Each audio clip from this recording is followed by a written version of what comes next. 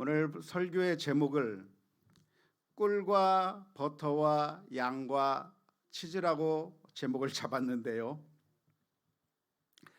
소비와 마길과 바르실레라고 하는 세 사람이 다윗 일행을 맞이하고 가져온 여러 물품들, 식품들 중에서 제목을 잡았습니다. 정확하게 표현하려고 한다면 그들이 가져온 모든 것들을 다 말해야 되겠죠. 침상과 대야와 질그릇과 밀과 포리와 밀가루와 복신곡식과 콩과 팥과 볶은 녹두와 꿀과 버터와 양과 치즈를 가져갔는데 그거 전부를 다 제목으로 잡기는 어려워서 그냥 뒤에 있는 4개만 제목으로 잡았습니다. 우리나라 한국말 성경이 번역이 된 것은 지금으로부터 100여 년 전에 외정시대 때 그때 번역이 된 것인데요.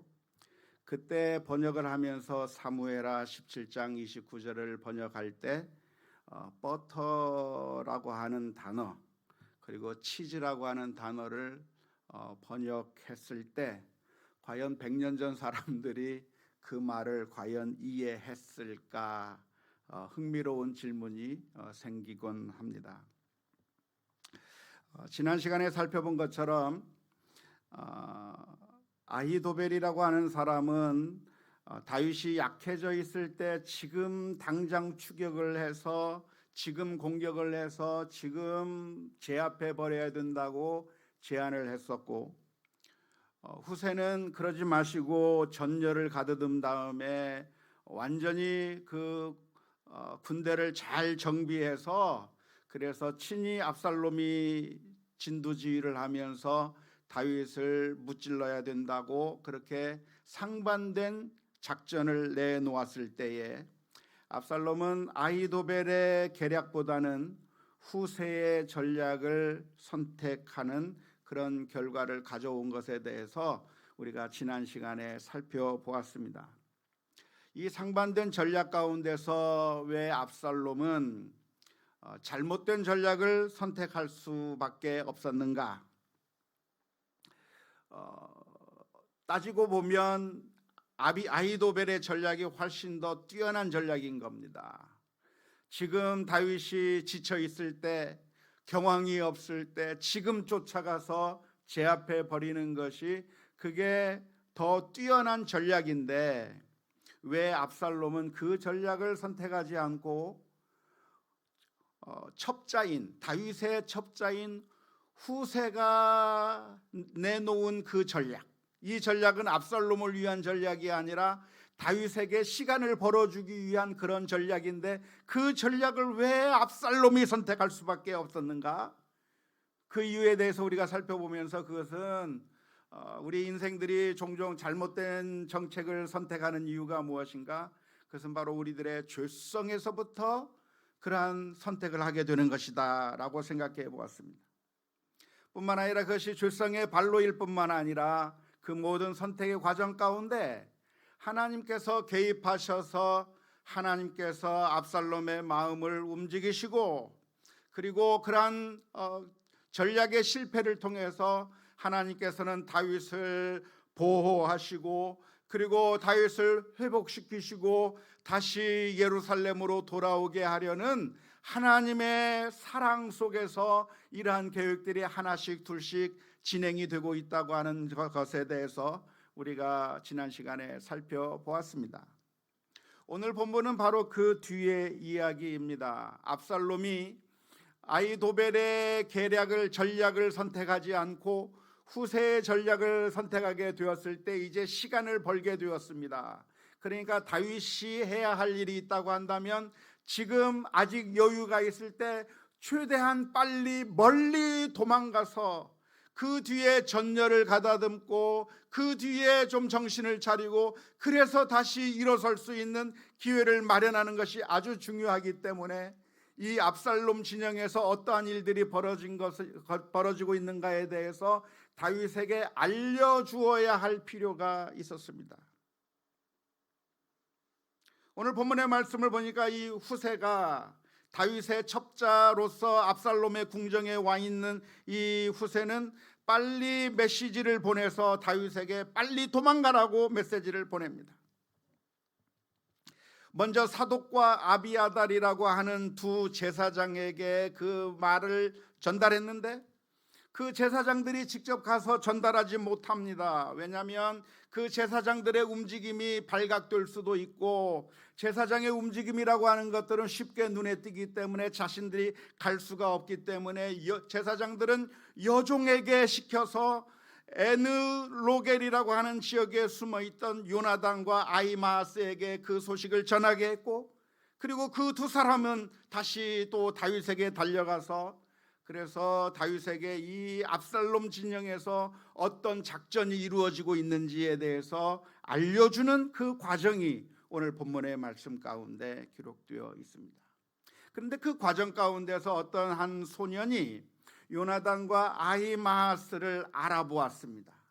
그리고 저 요나단과 아히마아스가 다윗의 편에서 다윗을 위해서 일한다고 하는 사실을 눈치채고 이 두 사람을 신고하게 되었습니다. 그래서 도망갈 수밖에 없었는데 이 두 사람은 바후림에 있는 어떤 사람의 집 속에 우물 속에 들어가 버렸고, 그리고 그 집의 주인이 그 여자 주인이 그 우물을 덮고 칩으로 덮고 숨겨주어서 압살롬의 군인들이 쫓아왔을 때 그 사람들 이미 요단강을 건너갔으니 빨리 쫓아가라고 거짓말을 함으로써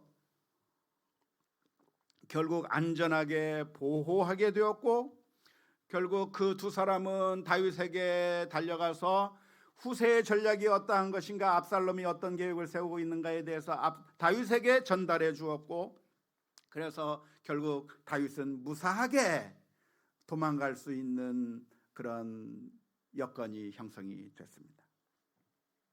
지금 이 이야기를 가만히 살펴보면 마치 하나의 드라마를 보는 것 같습니다.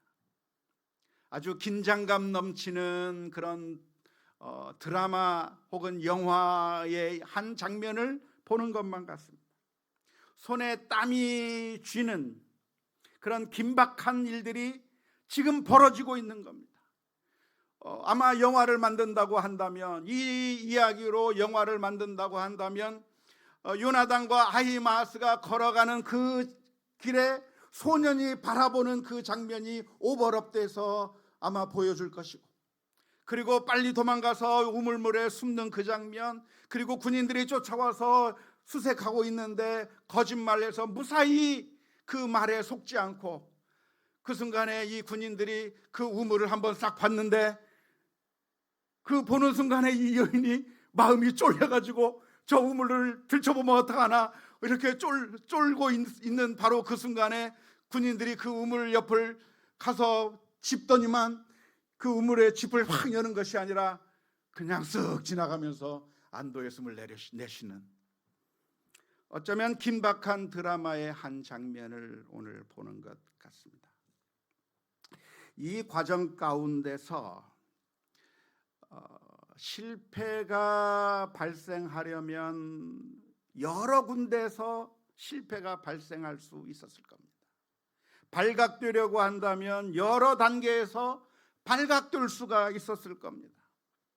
후세라고 하는 사람이 압살롬의 충신이 아니라 다윗의 첩자라고 하는 사실이 밝혀질 수도 있을 것이고, 제사장 사독과 아비아달이 압살롬의 편이 아니라 다윗의 편이라고 하는 것이 밝혀질 수도 있을 것이고, 요나단과 아히마아스가 또 압살롬의 군사들에 의해서도 밝혀질 수도 있는 것이고, 잡힐 듯 하면서도 긴박하게 상황이 돌아가면서도 그 모든 것들이 하나도 잡히지 않고 하나씩 연결이 잘 되어서 결국 다윗은 무사하게 압살롬으로부터 피하고 전열을 가다듬는 그 이야기를 오늘 본문의 말씀 가운데서 볼 수가 있습니다.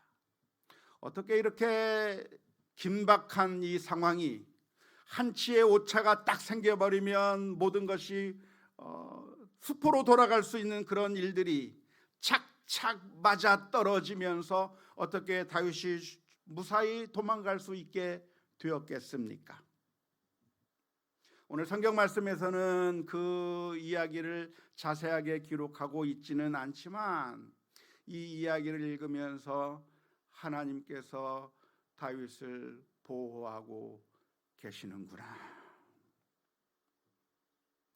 하나님께서 다윗을 사랑하셔서 범죄한 다윗이지만 하나님께서 그 다윗을 완전히 내친 것이 아니라, 다윗이 지금 고난을 당하고 있지만 그러나 그 다윗을 하나님께서 완전히 이제는 포기해 버리신 것이 아니라 여전히 하나님께서 사랑하셔서 그 순간순간마다 발걸음 하나하나마다 하나님께서 다윗을 지키고 보호해주고 계시다고 하는 사실을 오늘 우리가 볼 수 있기를 주님의 이름으로 축원합니다. 어쩌면 파렴치한 범죄를 저질렀던 이 다윗을 하나님께서는 심판해 버리시고 이제는 너 같은 사람 필요 없다 하시며 새로운 사람을 세울 수도 있었겠지만, 하나님께서는 그 다윗을 향한 끈질긴 사랑과 은혜를 계속해서 보여주시는 그 모습이 오늘 본문의 말씀 가운데 기록되어 있습니다. 오늘 본문의 27절에서부터 보면 다윗이 마하나임이라고 하는 곳에 이르렀을 때 무슨 일이 있었는가에 대해서 기록하고 있습니다. 다윗과 그 일행들이 마하나임이라고 하는 곳에 이르게 되자 세 사람이 나왔습니다.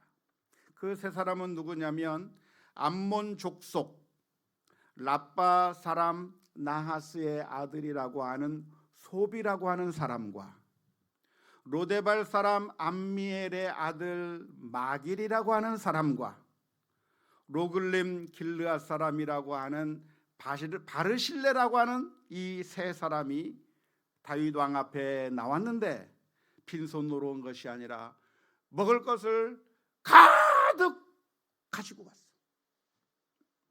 다윗의 일행들이 먹을 수 있는 수많은 음식들과 필수 용품들을 잔뜩 실어가지고 다윗 왕 앞으로 나오게 된 것이죠.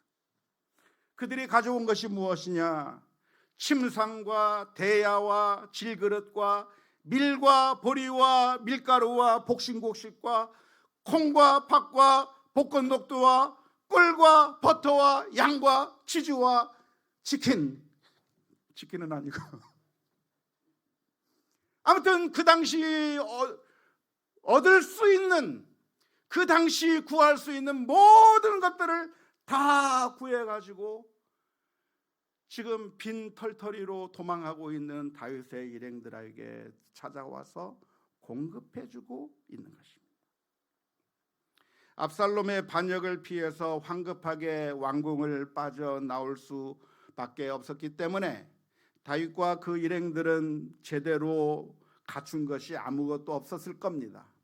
아마 무기도 변변치 않았을 것이고, 그리고 먹을 양식도 제대로 가져오지 못한 채 그저 걸음하나 살려라 하면서 빈손으로 도망쳐야만 했었을런지도 모릅니다. 그렇게 황급하게 궁정을 빠져나와야 했던 그런 다윗의 일행들에게 이 세 사람이 가져온 수많은 물품들과 먹을 것들을 보면서 다윗은 얼마나 큰 감동을 받았겠습니까? 죽는 줄 알았는데 그게 아니구나. 그게 아니구나. 도대체 이 세 사람이 누구길래 다윗에게 이런 사랑과 은혜를 베풀고 있는 것일까요? 다윗과 이 세 사람 사이의 관계가 도대체 무엇일까요? 그 가운데 한 사람이 누구냐면 암몬 사람입니다. 암몬 사람 하면 이스라엘 민족과 어떤 관계입니까? 암몬 족속 하면 어쩌면 적대적인 관계라고 생각해도 과언이 아닙니다. 예를 들어서 사울 왕 시절에 암몬 족속은 야베스를 공격했다가 사울 왕이 그 암몬 족속을 멸망시킨 그런 일이 있습니다. 전쟁을 해서. 그러니까 암몬과 이스라엘이 전투를 한 그런 경험이 있는 것이죠.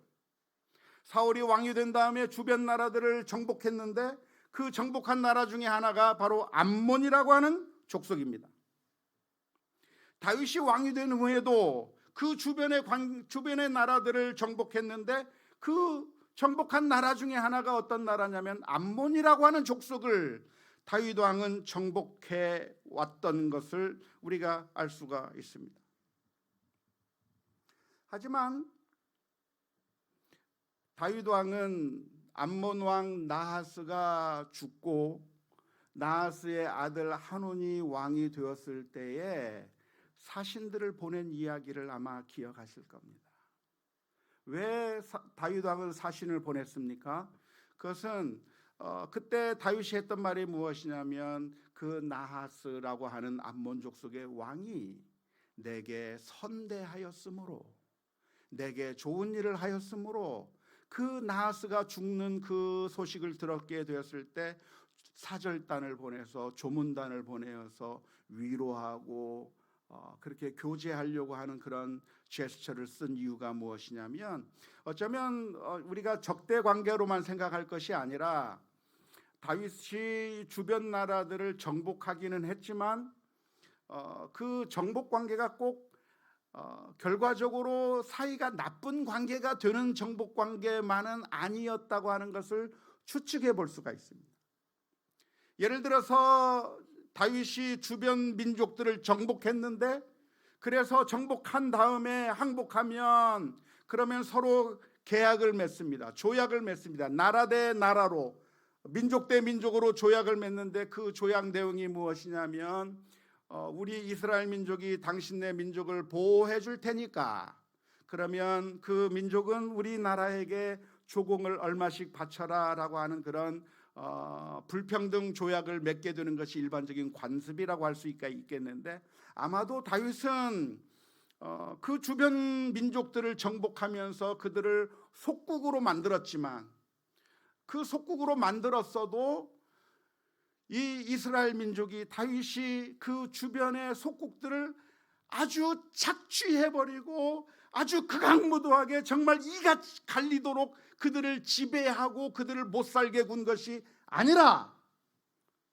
오히려 돕는 나라로서 의적의 침입이 오면 그 속국을 보호해주고, 그리고 좋은 관계를 유지하면서, 그래서 속국이기는 하지만 어쩌면 하나의 동맹 관계로, 적대 관계로 우리가 지내지 말고 이제는 우리 민족과 그 민족이 동맹 관계로 지내자라고 그렇게 조약을 맺어서, 그래서 어쩌면 암몬 민족의 나하스 왕과 다윗 왕 사이에 우호 조약, 동맹 조약, 비록 주종의 그런 속국의 관계이기는 하지만 극악무도한 일본이 우리나라를 막 억압하고 착취하는 식의 그런 지배가 아니라 정말 그 주변의 나라들에게 좋은 것들을 주고 교류하고 우호 관계를 가지고 동맹 관계를 가지고,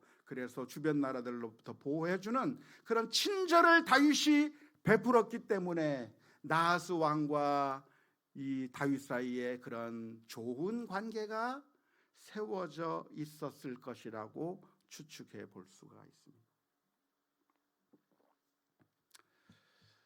나하스가 죽자 나하스의 아들 한온이 왕이 되었을 때 다윗은 조문단을 보냈는데 한온은 그 조문단을 모욕해서 돌려보냈죠.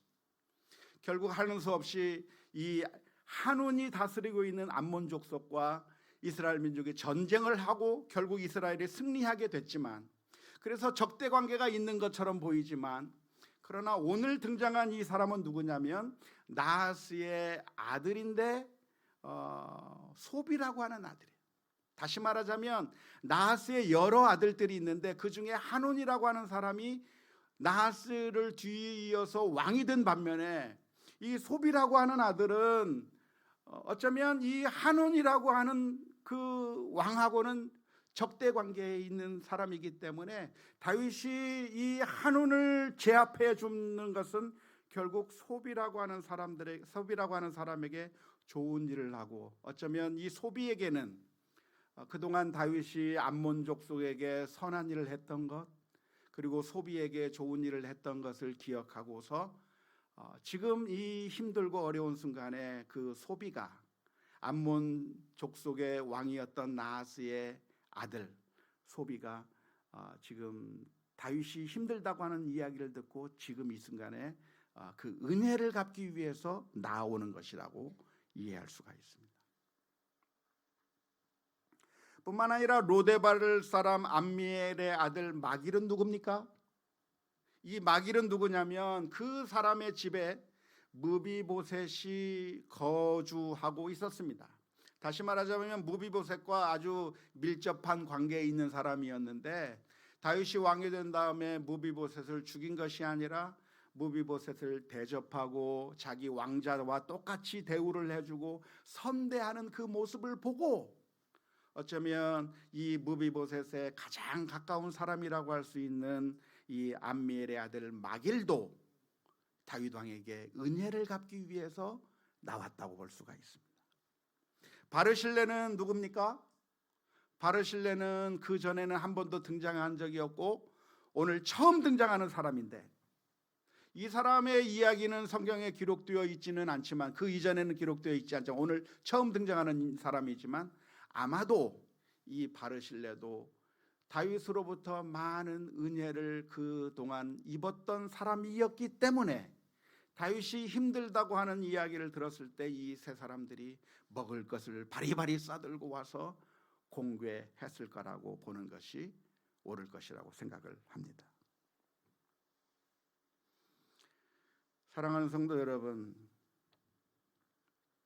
이 모습을 보면서 우리가 기억해야 될 것이 있다고 한다면, 우리가 우리 주변에게 사랑을 베풀고 친절을 베푸는 것이 결코 헛된 것이 아니라고 하는 사실을 우리가 분명하게 기억할 수 있기를 주님의 이름으로 축원합니다.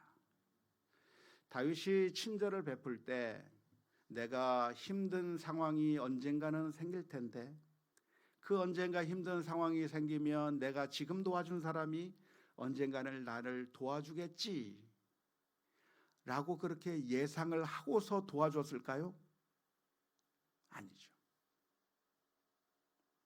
다윗은 그런 생각으로 도와준 것이 아니라 다윗의 삶 자체가 하나님의 뜻을 추구하는 사람이었기 때문에 그래서 늘 친절을 베푸는 삶을 살았습니다.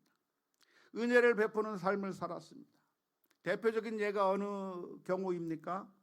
사울에게 은혜를 베푼, 사울을 용서한 그 모습에서 알 수 있듯이 다윗은 선대하는 것이 익숙해져 있었고, 심지어 자기 자신을, 자기를 향해서 악을 행하는 사람들에게도 용서하면서 선대하는 그런 삶을 살아왔는데, 그렇게 살아온 다윗의 삶이 헛된 것이 아니었다고 하는 것이죠. 물론 내가 선대를 베푼다고 해서, 내가 친절을 베풀고 사랑을 베푼다고 해서 사람들이 나에게 똑같이 친절하게 대하고 친절하게 사랑을 베풀지 않는 그런 배은망덕한 경우가 우리 주변에 충분히 많이 있습니다. 나는 사랑하나, 그런데 저 사람은 나를 미워할 수가 있고, 나는 친절을 베풀지만 그것을 악하게 바라보는 사람들도 있는 것이죠. 다윗의 삶에 있어서 그런 사람들이 누구였습니까? 바로 압살롬이죠. 압살롬이 누굽니까? 죄를 지어서 사형 선고를 받아야 될 그런 아들을 다윗은 용서해주고 명예 회복을 시켜주고 복권시켜주고 다시 왕자로 받아주었는데, 그 은혜를 잊어버리고 쿠데타를 일으키는 그런 배은망덕한 행동을 한 것이 바로 압살롬의 모습이죠. 또 어떤 사람에게서 볼 수 있습니까? 사울 왕의 경우에 그런 경우를 볼 수 있지 않습니까? 다윗은 사울 왕을 용서해주고 사랑해주고 충성해주었지만 사울 왕은 다윗을 죽이기 위해서 은혜를 악으로 갚으려고 하는 그 모습을 보여준 것이 사울 왕의 모습입니다. 이것처럼 우리가 사랑을 베풀고 친절을 베풀 때 우리 주변이 늘 나에게 사랑을 베풀고 우리에게 친절을 다시 되갚아주는 그런 일들만 있으면 얼마나 좋겠습니까? 하지만 그런 일들이 항상 일어나는 것이 아니라 안타깝게도 배은망덕한 경우가 종종 있습니다. 그런 배은망덕한 경우를 만나게 되면 그때 우리들의 마음 가운데서 어떤 생각이 떠오르게 됩니까? 다 소용없구나. 다시는 친절을 베푸나 봐라. 다시는 은혜를 베푸나 봐라. 다 쓸데없는 짓이다. 괜히 내가 어리숙하게 보여서 이런 꼴을 당한다고 하면서 다시는 그런 선을 베풀지 않겠다고 결심하게 되는 경우가 많이 있습니다. 하지만 기억해야 될 것이 있다고 한다면 그렇게 배은망덕한 경우는 소수일 뿐이라고 하는 것입니다. 소수인데 그게 너무나도 아프니까 크게 느껴지는 것이죠. 여러분은 그런 경우 없습니까? 내가 도와주고 내가 사랑하고 내가 자비를 베풀어 주었는데 물속에 빠진 사람 살려줬더니 가방 내놓으라고 달려드는 그런 경우를 종종 경험해 보지 않으셨습니까? 저도 목회하면서 그런 경우를 종종 만난 적이 있습니다. 목사로서 성도들을 사랑하고 은혜를 베풀고 참 연약한 사람 감싸주고 정말 최선을 다해서 정말 잘 대해 준다고 대해 주었는데 어느 날 갑자기 욕하고 떠나버리는 그런 성도들을 만난 적이 있어요. 교역자들에게 정말 잘 대해주고 싶고 정말 최선을 다해서 해주려고 했는데 비난하고 떠나는 그런 경우도 있었어요. 그때 그런 일을 당하게 될 때 제일 먼저 드는 생각이 무엇이냐면 너무 친절할 필요 없다. 너무 잘해줄 필요 없다. 그런 생각이 우리들의 마음 가운데 자꾸만 생기는 거죠. 하지만 그 생각이 누가 주는 생각입니까? 사탄이 주는 생각이에요. 하나님께서 주시는 생각이 아니라 사탄이 주는 생각이에요. 성령님의 속삭임은 무엇입니까? 우리 주님께서 우리들에게 들려주시는 메시지는 무엇입니까? 갈라디아서 6장 9절에서 10절의 말씀. 우리가 선을 행하되 낙심하지 말지니 포기하지 아니하면 때가 이름에 거두리라. 그러므로 우리는 기회 있는 대로 모든 이에게 착한 일을 하되 더욱 믿음의 가정들에게 할지니라. 선을 행하다가 낙심할 것이 아니라 선을 행해봤자 아무 의미 없구나 소용없구나 실망할 것이 아니라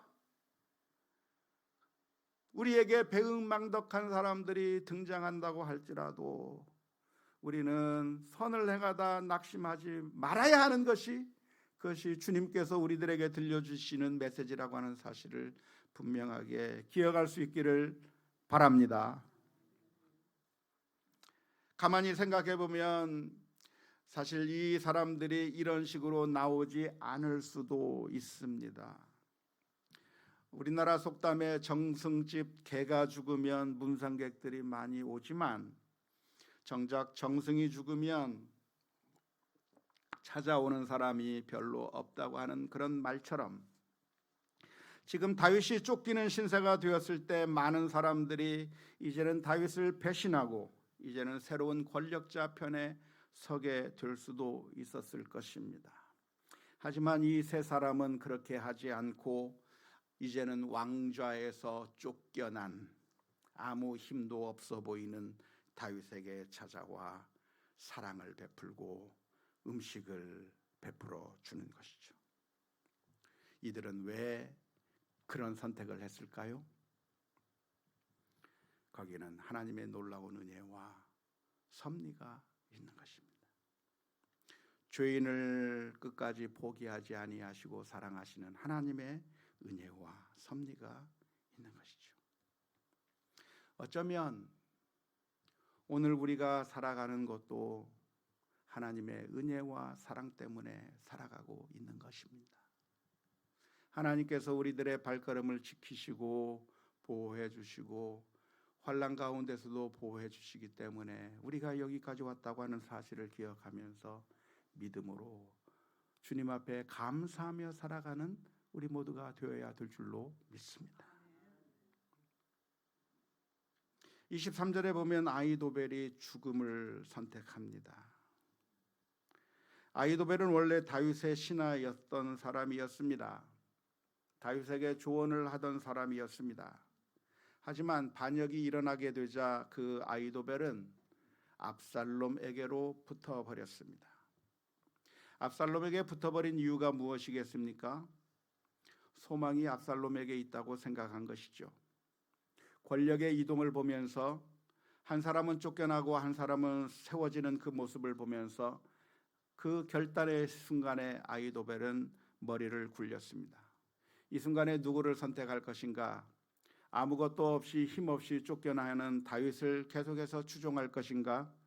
아니면 권력자로 새로 부상하고 있는 젊은 압살롬을 선택할 것인가? 라고 하는 그 선택의 순간에 아히도벨은 압살롬을 선택했습니다. 하지만 그 일이 잘 풀려나가는 것이 아니라 일이 꼬여나가는 것을 보게 되는 그 순간에 자신의 계략은 먹혀들지 않고 결국 이 압살롬이 망하게 될 것이라고 하는 사실을 알게 된 이 아히도벨은 결국 자살을 선택하게 된 것이죠. 어쩌면 우리는 여기서 주님을 배반했던 가룟 유다의 모습을 오버랩해서 볼 수가 있습니다. 가룟 유다는 예수님을 3년 동안 따라다녔던 예수님의 제자였습니다. 마치 아히도벨이 다윗과 함께 있었던 것과 마찬가지로 가룟 유다는 예수님과 3년 동안 함께 있었습니다. 하지만 가룟 유다에게도 결단의 순간이 찾아왔습니다. 돈을 선택할 것인가? 예수님을 선택할 것인가? 가룟 유다는 그 돈의 위력을 알았습니다. 돈이 힘이 있거든요. 돈이 효용 가치가 있거든요. 이 세상에 수많은 사람들이 돈 앞에 머리를 굴복하고 있거든요. 그래서 가룟 유다는 은 30이 훨씬 더 소중하다고 생각했어요. 아히도벨은 다윗보다 압살롬에게 소망이 있다고 판단한 것처럼 가룟 유다는 예수님보다 이 세상의 물질이 훨씬 더 힘이 있고 더 위력을 발휘할 수 있다고 판단하게 된 겁니다. 예수님은 가룟 유다의 배신을 당하게 되었습니다. 마치 다윗이 아히도벨의 배신을 당하게 된 것처럼. 그래서 그때 다윗이 배신당했을 때 느꼈던 그 느낌을 쓴 것이 시편 55편의 말씀인데, 그 배신당했을 때 그 쓰라린 마음을 이렇게 표현하고 있습니다. 12절 14절 말씀에 나를 책망하는 자는 원수가 아니라 원수일진데 내가 참았으리라. 나를 대하여 자기를 높이는 자는 나를 미워하는 자가 아니라 미워하는 자일진데 내가 그를 피하여 숨었으리라. 그는 곧 너로다. 나의 동료, 나의 친구요, 나의 가까운 친구로다. 우리가 같이 재밌게 의논하며 무리와 함께하여 하나님의 집안에서 다녔도다. 함께 즐기던 사람이 나를 배신하고 떠나가 버리는 그 씁쓸한 상황 가운데서 그 시편을 노래하고 있는 것이죠. 20절 21절에서도 이렇게 표현합니다. 그는 손을 들어 자기와 화목한 자를 치고 그의 언약을 배반하였도다. 그의 입은 우유 기름보다 미끄러우나 그의 마음은 전쟁이요 그의 말은 기름보다 유하나 실상은 뽑힌 칼이로다. 하지만 결국 가룟 유다는 자신의 목숨을 내어 던지고 맙니다. 왜 그랬습니까? 은 30이 자신에게 영생을 줄 수가 없는 것이죠. 아히도벨은 압살롬이 승리하지 못할 거라고 하는 사실을 알게 된 순간 자신의 목숨을 버린 것과 마찬가지입니다. 어쩌면 우리도 아히도벨과 같이 선택의 순간에 있습니다. 지금 당장의 이익을 추구하며 살 것인가? 아니면 하나님의 말씀에 순종하며 살 것인가? 그런데 그 순간에 우리는 무엇을 선택해야 되는가? 가룟 유다와 같이 은 30을 선택할 것인가? 주님을 선택할 것인가? 원하기는 바로 우리들의 눈앞에 보이는 알량한 이익보다는 주님의 뒤를 끝까지 따를 수 있는 믿음의 결단이 있을 수 있기를 주님의 이름으로 축원합니다. 여기서 질문을 한번 던져보십시다. 왜 하나님께서는 우리들에게 은혜를 베푸시는 것일까요? 왜 하나님은 그 아들을 십자가에 내어 주시기까지 우리들을 사랑하시는 것일까요? 오늘 본문에 보면 라빠 사람 나하스의 아들 소비와 로데발 사람 암미의 아들 마길과 로글림 글리아 사람 바르실레라고 하는 사람은 아마도 다윗에게 은총을 받은 사람이었어요.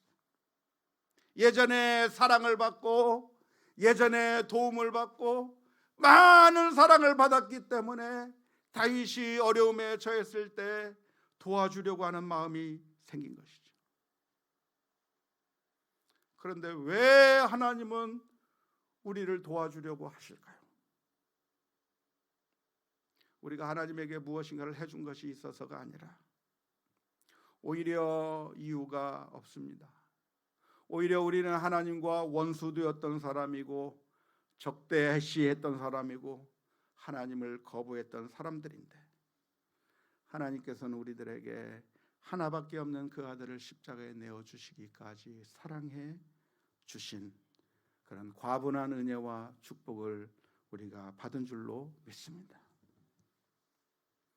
다윗이 쓴 시편 23편에 보면 다윗은 이렇게 노래합니다. 23편 5절에 주께서 내 원수의 목전에서 내게 상을 차려 주시고 기름으로 내 머리에 부으셨으니 내 잔이 넘치나이다. 아마 이 장면이 아니었을까 싶어요. 도망가서 죽게 되는 그 상황, 이제는 아무런 소망도 없고 끝났구나 되는 바로 그 상황에 하나님께서는 어마어마한 잔치상을 차려주시고